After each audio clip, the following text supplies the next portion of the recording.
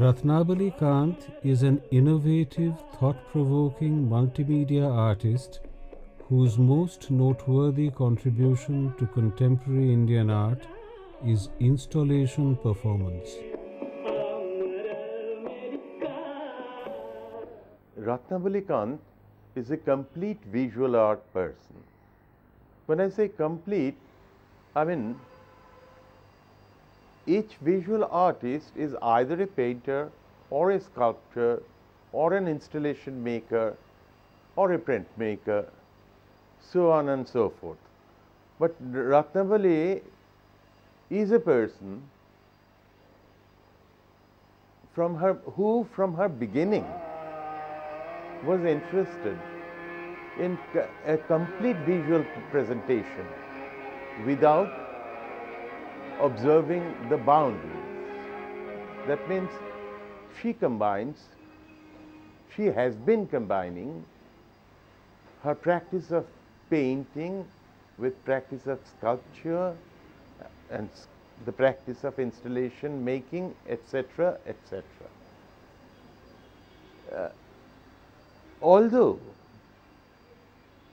as an institutional student of art, both in Shantiniketan and in Athens, she had to study particular art. While practicing, she found out that she need not stay put to one medium. That would be an hindrance for her. So she started combining, and as she had taken an interest in skill development within the framework of each medium, she found it very easy to handle and combine different media to the best of her ability for giving her work an expressive content which takes care of all the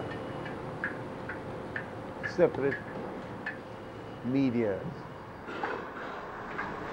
This has given her art a special quality, and this has enabled her to become an artist who is very difficult to be labeled. What is she? Is she a painter? Yes, she is a painter. But she is a painter who can combine painting with sculpture easily. Is she a sculptor? Yes, she is definitely a sculptor, because she thinks in the round. Is she an installation maker? Yes, she is an installation maker. And having combined all these, she further felt that the non-kinetic kind of installation can also be extended to a kinetic field. So she chose to be a performing artist, and she is one of the pioneers of this branch of art in India. She had done it much before many other practitioners, and done it well, done it effectively. They have taken my children and turned them And to while shreds. practicing each art, The blood was drying she has on a always hand tried to be that a tree a little makes different from others. green. For instance, she adds color to her sculptures, and her colors are very expressive. they are not only sensuous colors, colors are very expressive. For instance, she is now doing what one can call a painted sculpture or a sculptural painting. She is now engaged in doing that, where her principal colors are the golden and the red. The warmth of, she combines the warmth of red with the glow and the glitter of the gold. And she uses it very effectively. Well, combining colors, it's not only the sensuous quality of color she aims at getting, she wants to get those colors which would be combined expressively, and that she has achieved. So Ratnabali is, in a sense, a kind of a cutting edge artist who cuts the edge of each medium to get into the other medium through edges. And that's one uniqueness of Ratnabali's art. Ratnabali lives and works in Delhi. She was born in 1956 in a Bengali family in Kolkata.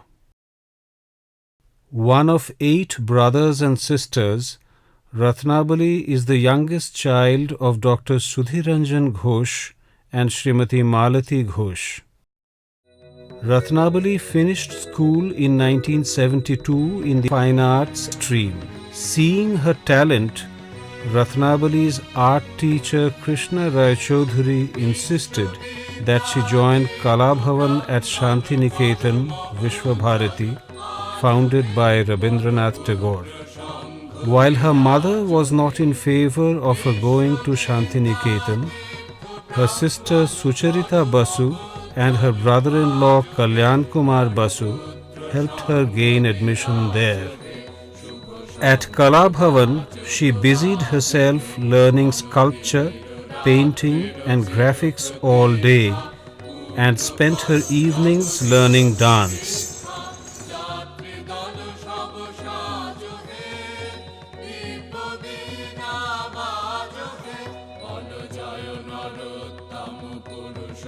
One of her favorite places was the Black House, where she sat and talked for hours with her batchmate Ephemeral Kant. Another attraction of Black House was the relief sculptures by Ramkinkar Bej. Later, Ratnabali was to create relief sculpture that reflects Ramkinkar's work at the Black House. At Shantiniketan, her favorite festival was Basanta Utsav.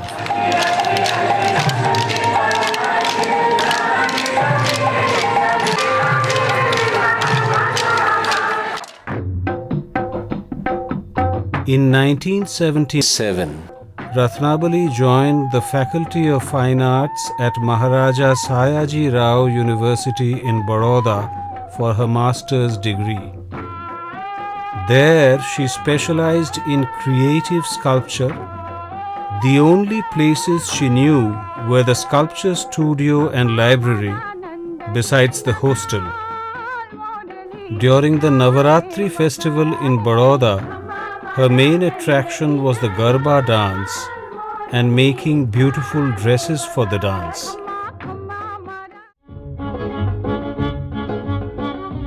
In 1983, Ratnabali went to Greece on a Greek government scholarship for her doctoral research on the dynamic element in ancient Greek sculpture at Athens University.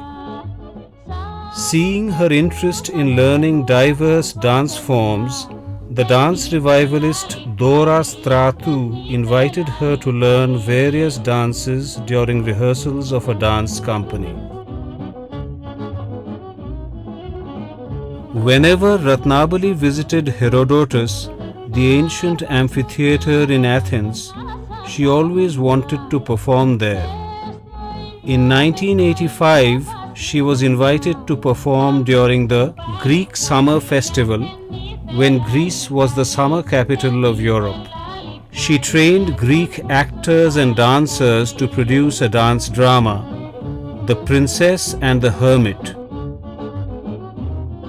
In Greece, Ratnabali strove hard to promote Indian dance and art in order to bring the rich cultural diversity of India to the people of Greece. She gave a number of dance recitals.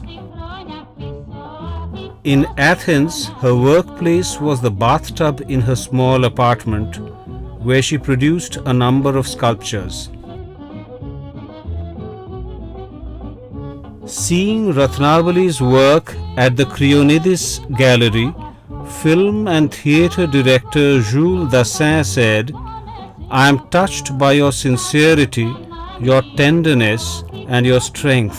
It is more than a pleasure to see the talent of a painter, poet and sculptor expressing the overlapping of two cultures."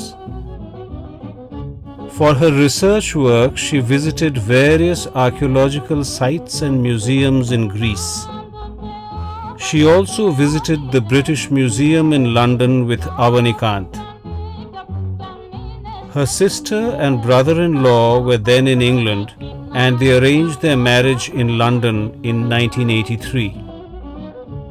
Afterwards, they visited many other countries.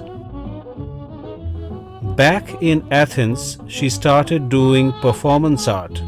Rainbow of Desire, body art performance in 1985. Voices from Within, body art performance in 1986. In 1989, Ratnabali had a daughter, Priyamvada. Ratnabali has had a close association with great teachers and artists. At Shantiniketan, she produced a number of relief sculptures under the guidance of Ramkinkar Beige. K.G. Subramanian spoke about her in an interview in 2003. Please say a few words to inspire children who want to become artists. One thing I would like to say to all people, not only children, is not to aim more than they can accomplish.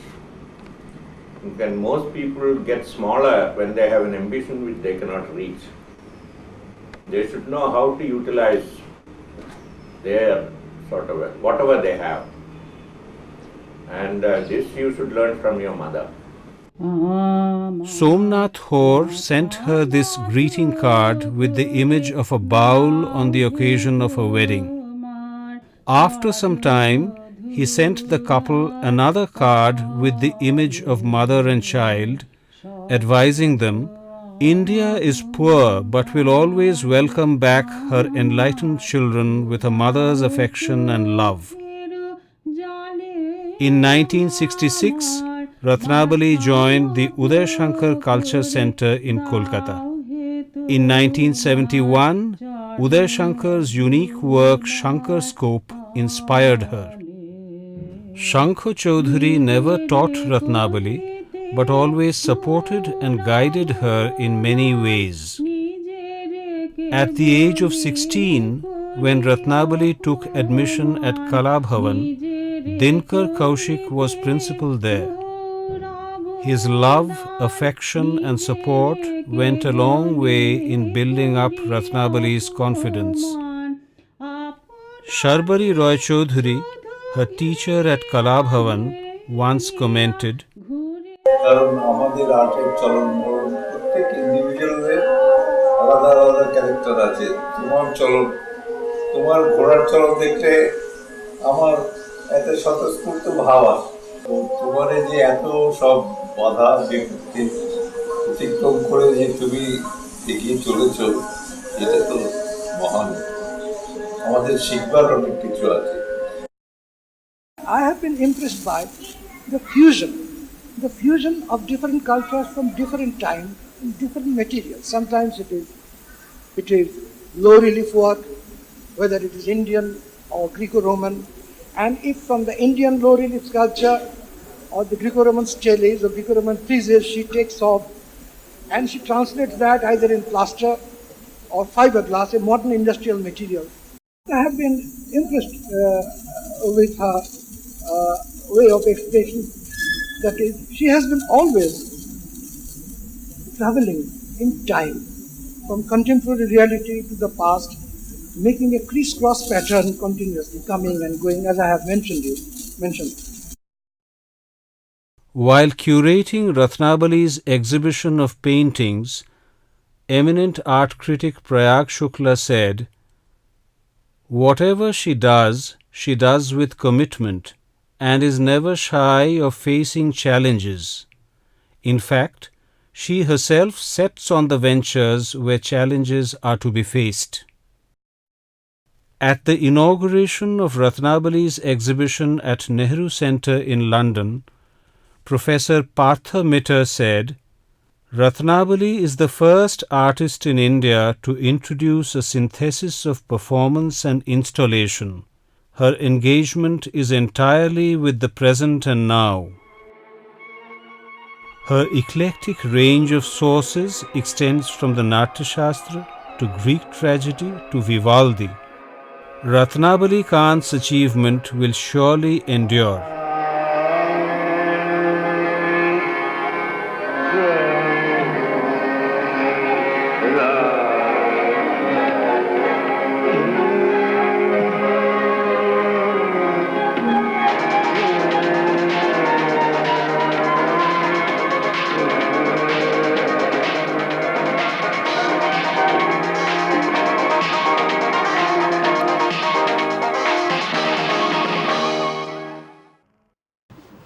She chooses themes from real life experience of contemporary India. And in most cases, it's experience of suffering, particularly sufferings by women. She is a feminist and she chooses stories, For example, Draupadi, facing nightmare alone. Now, if you analyze this piece and you include the performance she had given originally in India International Centre in front of that piece of sculpture, you will find she blends a lot of things into it. First of all, that epic story, this Pandavas and the story from the Mahabharata and the suffering of Draupadi. Here is disrobing of Draupadi is definitely an insult to women. And that is, the critiquing the past or tradition, using tradition as a critic and interpreting in the light of what is happening even today.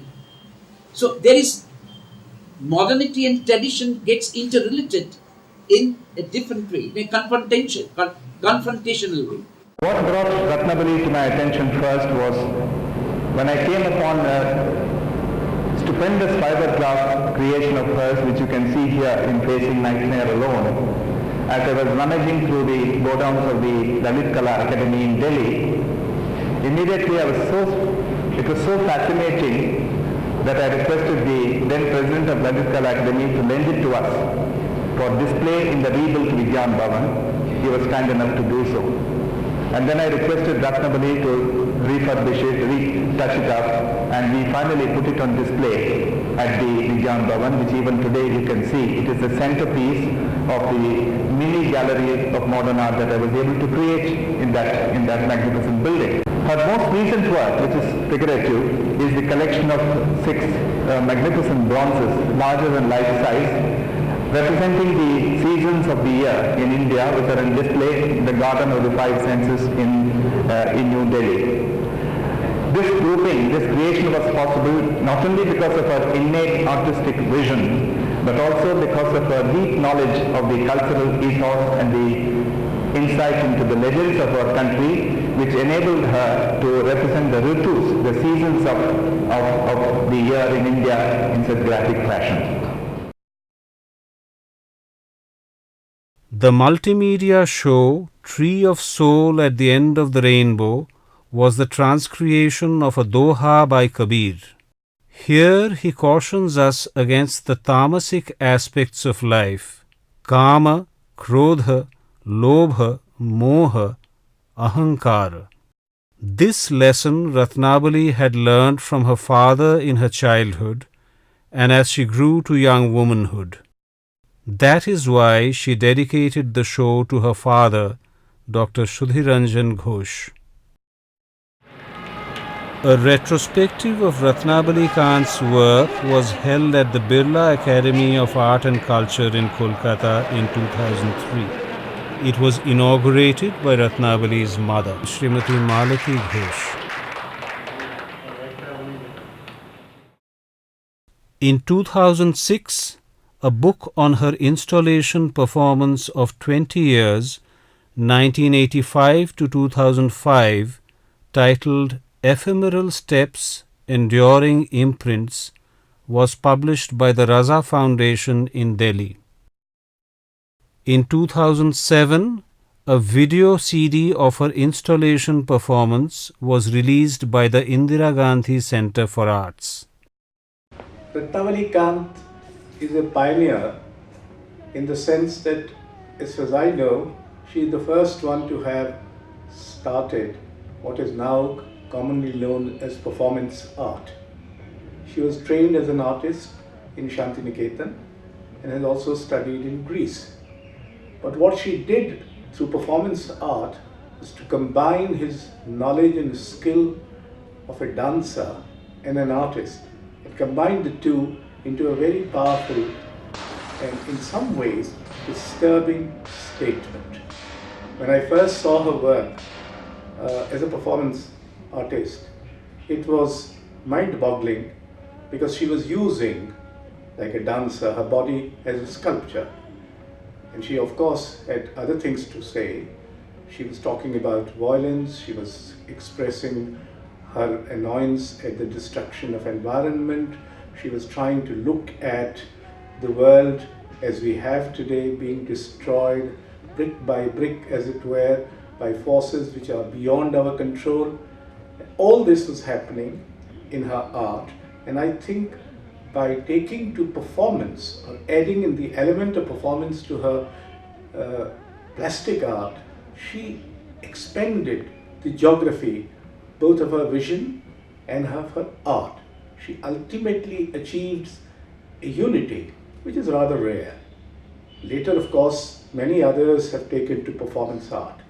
But the fact that Ratnabali Kant was the first one to do it is historically and aesthetically important. Ratnabali is important. Why she is important in Indian art scene? There are lots of good artists of all kinds, but she is one of the few who is doing this. I think this is, I hope that the time to come, not that she makes a bigger name, that also, but in terms of the fact that she continues with her work and this particular complete comparative, we might call it oddity, aloneness of some kind. I mean, it's a kind of spiritual aloneness, which is a very valuable quality.